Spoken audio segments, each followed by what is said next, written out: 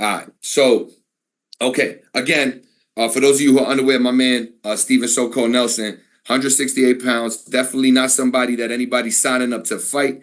He's 20-0. He's got 16 KOs coming off a sensational victory in Los Angeles on the Bud Madrimov card. My man is cooking. Again, we appreciate your presence. Let's start with this because this is a hot topic right now. There's a lot of hype coming out this Tim Tszyu fight around Murtazaliev, Bakhram Murtazaliev. There's a lot of talk about him being one of the toughest guys at 154 right now. And I mean, who better to ask than So-Called Nelson himself? What about this guy do you think, if anything at all, would present Bud any type of challenge? And what would Bud do in a fight versus Bakhram from your firsthand experience working day in and day out with Bud Crawford? What I do Bakhram? He doesn't show anything that's different, than opponents Bud fought. The guy Bud just fought, Madrimov, was a tough opponent because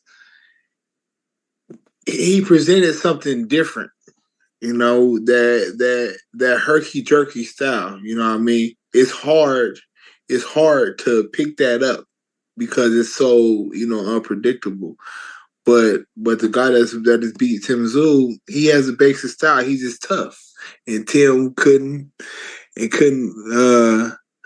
weather that storm, But Bud's a different beast. And it's hard for people to understand what I mean by that because they were like, oh, that's your boy, so you speaking them up. But I'll be honest, I have a lot of friends in boxing, a lot of people, and I'll be like, yeah, it'd be a tough fight, or I just speak real about it. But Bud is just that different type of dude, man, from being in camp with him.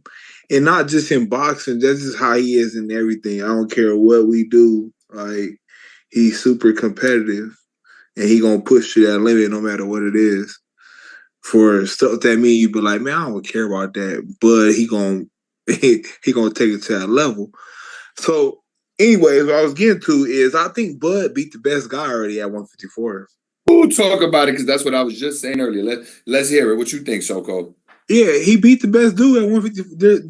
There's nobody like, and this is gonna age well. This is gonna age well. Like, just watch what Madrimov do after this fight with Bud. Just like Canelo when he lost to Floyd Mayweather. That loss ain't gonna damage his career. Yeah, sometimes you could win in a loss for sure. Yeah, it was he only had 11 fights and stuff like that, and a lot of people use that to talk down on Bud. Right, man, he fought the guru with 11 fights, but that dude got hell of experience. He was tough, just like Lomachenko. Lomachenko was undisputed at 10 fights. So, from the fighters from overseas and stuff, man, they're different and they have a lot of more experience than a fighter from America that's 10-0. Yeah, I was just saying a little earlier exactly what you were talking about, right? So-Called. I was talking about Madrimov, to me, presented. You know what? Let me say it like this. Put it better like this. If I had to think of the kind of guy that Bud could ever potentially lose to, right? Who's the fighter that would beat Bud? First of all, in my opinion, it would have to be somebody slick, super high IQ, really good defense, and have crazy power.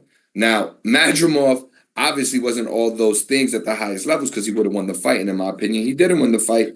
And obviously, the judges' decisions reflected the same opinion, right? So he couldn't beat Bud. I don't see a guy like that at 154. Any guy that's on Bud's IQ level, who's as smart as him in the ring, can move like he moved, could set you up either hand. I just don't see the guy. But in your opinion, is out of the guys that are there right now, right? So we got our champions, we got Bakhram, and we got Fundora. We got, of course, the guy he already beat who's moving up. That's Errol Spence. We have Jamal Charlo, who hasn't fought in a while, but supposedly is coming back to 154. And Madrimov, he already fought. You got Virgil Ortiz and you got Boychuk. Do any of those guys present any sort of challenge for Bud? Because I think he already has the belts. Before it was Fundora, because he presented something different, which was his height and his reach. But now we have a blueprint and know that, he can be beat. You know what I mean? But okay, his chin is kind of, touchy.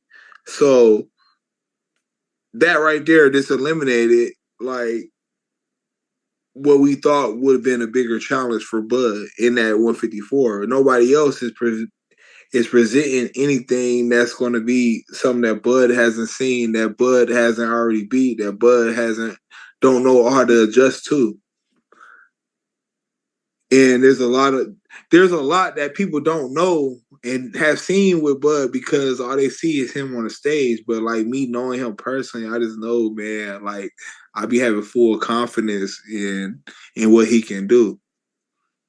Yeah. No, I've been in camp with hella people, and you will see like certain things. You be like, you know what I mean? You kind of like, if you get to a fight, you be like, oh, okay, it's gonna be a good fight for him. But I don't never have that worry because like just knowing him, man, just knowing him and knowing how deep into competition he can go. And then how deep he hasn't gone in a fight that I know he can get to if they ever get to that point. If they ever get to that point, people going to see a whole different Bud they haven't seen because I know you get there, but nobody has brought that out of him. Exactly. And that brings me to my next point, right? Like, so to me, right? I mean, like, if he could, I bet he don't have time, but his assistant, whoever's helping him out, they should probably just get the packages ready, call FedEx, get the labels, because the belts are his, bro. They just got to send them, right? They just got to send them. I don't think there's somebody who's going to beat him. So, if that's the case, if you and I know that, and Bud obviously believes he's going to beat anybody, but just looking at it from a boxing standpoint, him, really sizing up the situation, I don't think he's thinks about any of them because he knows he already has the dub. What does he get motivated for then? Because if he's not able to get the Canelo fight, which obviously any Bud fan wants to see, a Bud obviously wants for himself. I'm sure his family and friends, y'all all want the same thing for him. But if he's not going to get that fight, then what motivates him? What is it? Is it just cleaning them guys out and becoming undisputed history 3 times? Yeah, making history. That's what motivates him. Is making that history, stamping himself in the Hall of Fame forever, because it's right there. He right at the door. He right there. All you gotta do is just finish strong, and people bring up other fighters and talk about, oh, he ducking this. And I'm like, man, y'all understand, dude. There's no freaking duck, dude. There's no duck. It's just some stuff just don't play in the part of what he's chasing right now. Got you. No, because for years, he tried to get certain fights and he couldn't get them, and the fans bashed him. So why is he worried about what the fans say now, what the fans want? Right now, it's all about legacy.